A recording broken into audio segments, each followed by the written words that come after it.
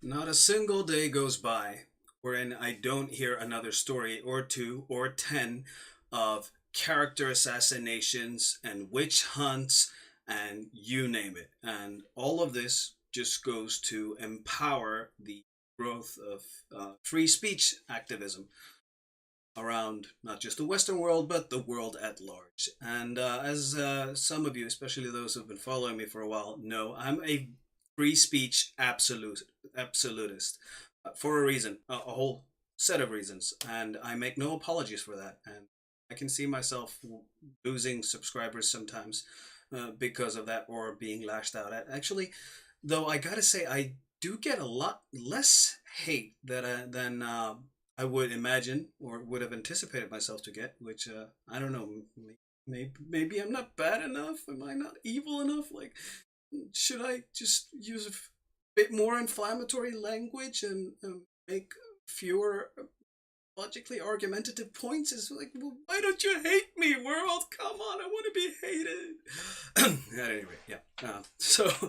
But the thing is that I see a lot of people getting a lot of flack and being basically hunted wherever they go for what they do, and it's a terrible thing because, quite frankly, and I keep saying this, I don't care if it's a radical idea on the right or a radical idea on the left or wherever it is, where you could position it.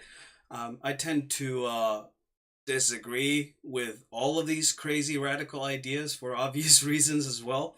Um, but it still doesn't mean that I don't want them to be voiced and expressed publicly and freely, because quite frankly, that's how we can address things. That's how we can um, deal with the most extreme elements of our being as humans and as a collective of human beings, and with deal with the extremities of ourselves as individuals, because we put our own madness out there, and the rest of society goes, hey dude, this is something we need to look into, because this is not going to be cool by us.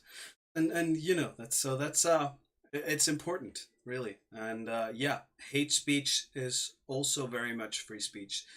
Actually, this concept of free speech exists to protect whatever somebody might consider hateful. I argued this before as well. It's not for your it's not for your damn list of groceries.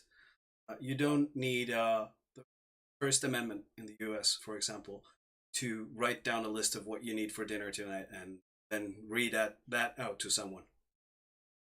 It's not what it's for. It's for all the most flammable stuff that really people have serious issues with, and some might want you not breathing, voicing, expressing, speaking out about.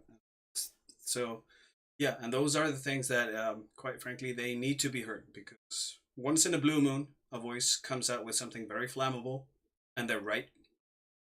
And of course, because they're right, most people are not going to like it, especially those who have a heavy vested interest in that being kept silent and not being true, which we see quite a bit of these days. But yeah, but most of the time, still very wrong.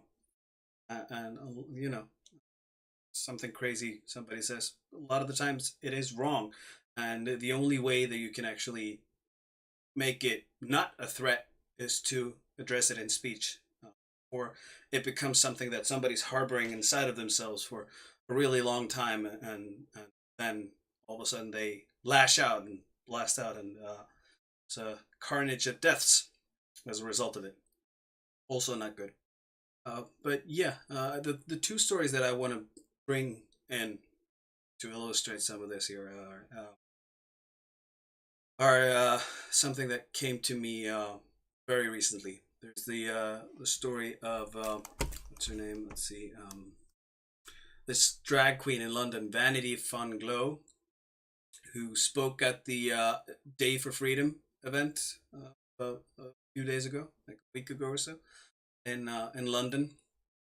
And yeah, she is a drag queen, and like she said, it's free speech that that gave us, the LGBT community, the freedom to come out. Uh, Having had to do that, she was no stranger to meeting resistance.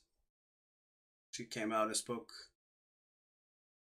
in defense of free speech on those grounds, and sang some songs at the event, and I watched some coverage from it, and it just looked like a whole bunch of fun. And I've spoken out about this in an earlier video. I was actually very pleased with how peaceful it was overall, with a counter protest and this event and police present, and it's just overall mostly a good event for everyone expressing their opinions, being for free speech or protesting that there was a free speech rally or whatnot.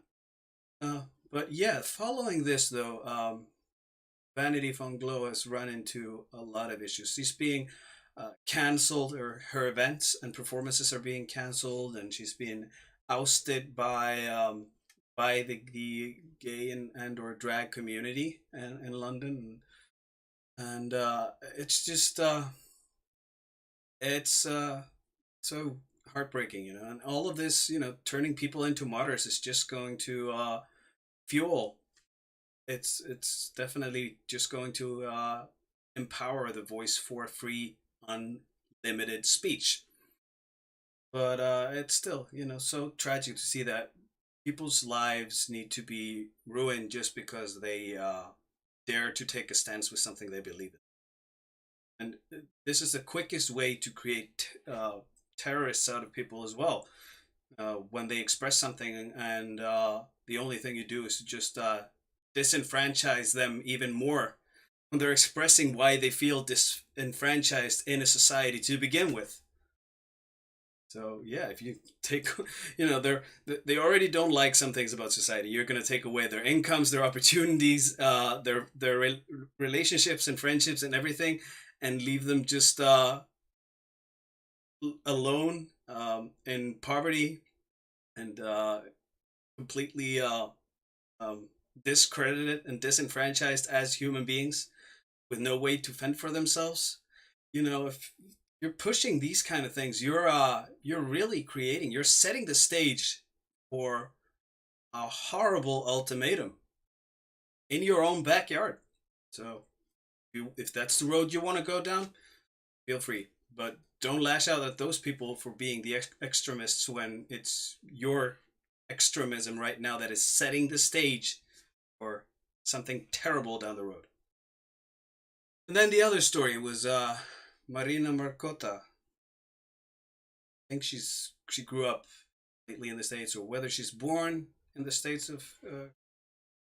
This seems like a Serbian or Croatian name, although I'm gonna quite claim that, but it seems like Southern Slavic. At any rate, yeah, this chick Marina Markota, she's a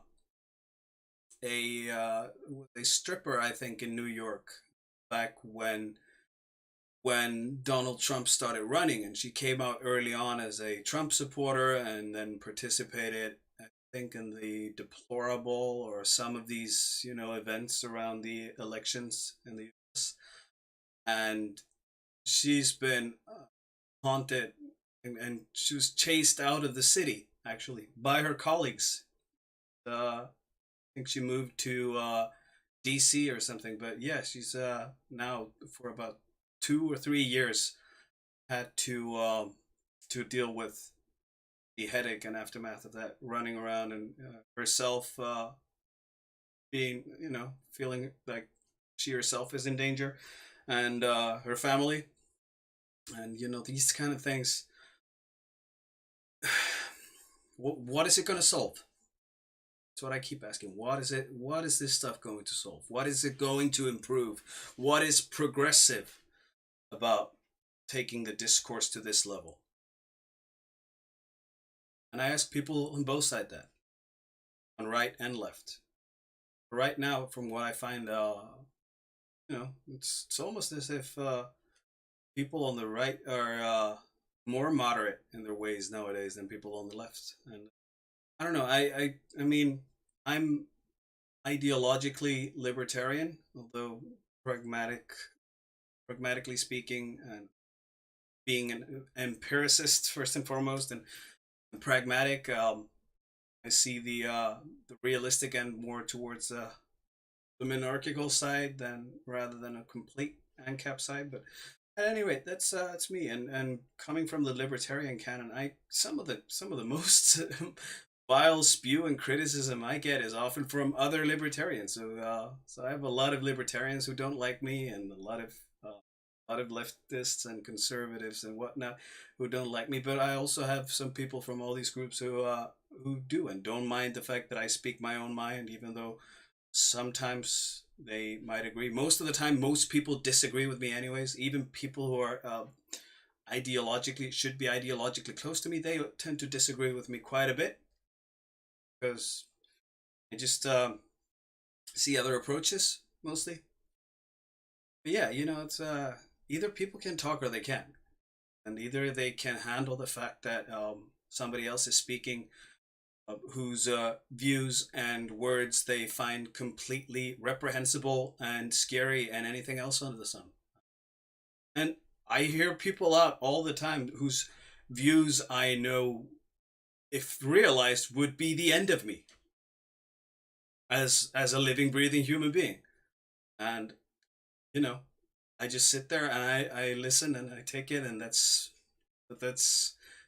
been my life for as far back as I can remember having a mind of my own. Um, so maybe I've just come so accustomed to it. But yeah, as long as I can see them, see them and listen to them, and they're talking about all these ways in which they would end my existence, that's one thing. And that's where I can speak up and say, you know what, here's why I have issues with this. And as long as we can talk, it's one thing. But the minute it's just my way or the highway, any group just driving through, and there are extremists in every group. There are people who would want to realize pure victory for their side alone at any and all costs, regardless of human life going down. That's where you have serious radicalism. That's where you have serious extremism, and that's the gateway to terrorism as well. Uh, these kind of people, they exist in all groups, and if you keep pushing them, you push the buttons for long enough, you're going to push them over the edge, and that's when hell breaks loose as well.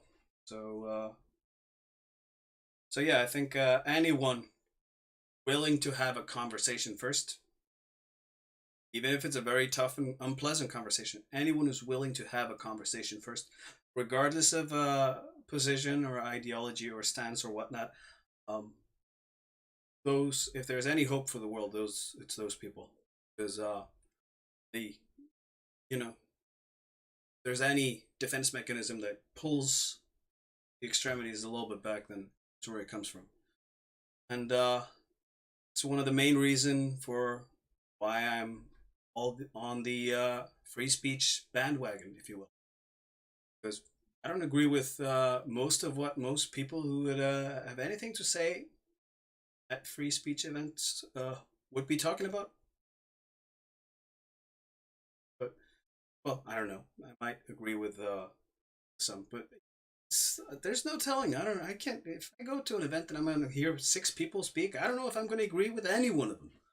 But but if the fact is that I see six people speak about something really flammable, especially if they're speaking about all these different flammable things that where they amongst themselves wouldn't agree, even better. Great.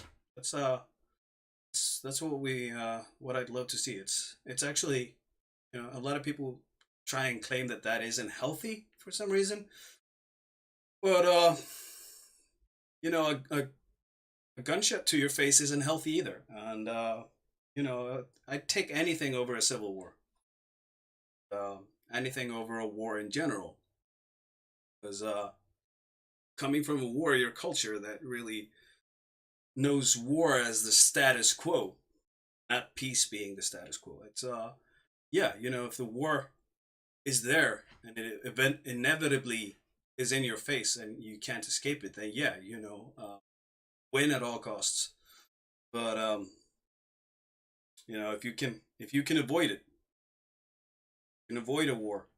It's always better, and it's often the tougher road to take, but definitely worth exploring. Because yeah, it's a lot of tough work, but it comes down to the war. There's no telling that you're going to win. And what's a tough job? Tough job of solving things with words next to war that you lost. I think if people got more realistic about evaluating the options at hand, considering the worst possible scenario, worst possible outcome, that might be a logical next step, then yeah, they would allow for more listening and more expression. Then again, that's just me. And anyway, I'm gonna share the links to these stories, and you check them out. Of course, there are millions more, but these are just the ones that came to me, the most extreme that came to me as of recently. So that's it for now. Viking out.